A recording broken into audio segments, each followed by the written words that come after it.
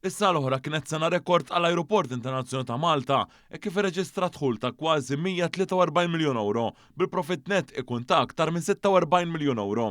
B'dan fisser tkabbir ta' kważi 15% meta mqabbel ma' sena qabel.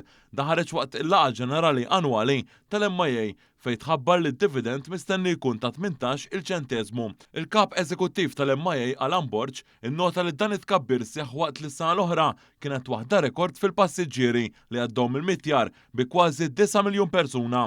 Is-sena l-oħra l-aktar swieq għall-mitjar Malti kienu dawk mill-Italja, ir-Renju Unit, il-Ġermanja, Franza u l-Polonja. Dan fil-waqt l-aktar linji tal-ajru li ġarrew passiġġieri minn u lejn pajjiżna kienu Ryanair, il-KM Malta Airlines, l-EasyJet, il-Wizz Air u l-Lufthansa. Borg semma kif fis-sajf li ġej se jkun hemm iżjed żidiet titjiriet li jaqdu lil Malta ma' destinazzjonijiet ġodda fost oħrajn dik tal-Qatar Airways li tibda tmur lejn Doha fil-Qatar 4 darbit fil-ġimgħa. Sa tant ġie mfakkar kif l-Ajruport Internazzjonali ta' Malta qed jinvesti ma' 45 miljun euro sal-2029. Il-kap eżekuttiv spjega li l-fażi li jmiss fil-proġett ta' espansjoni dik li tkabbar it-terminal fejn se jkun hemm 32 desk għaċ-check-in u 6 departure gates ġodda.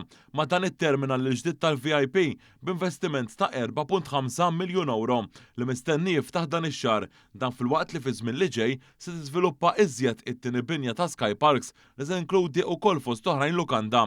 Iċ-ċermen tal-MIA Nikolaus Gretzmacher innota li l-Ajruport Malti kellu l-akbar tkabbir fost l-ajruporti kollha fir-reġjun.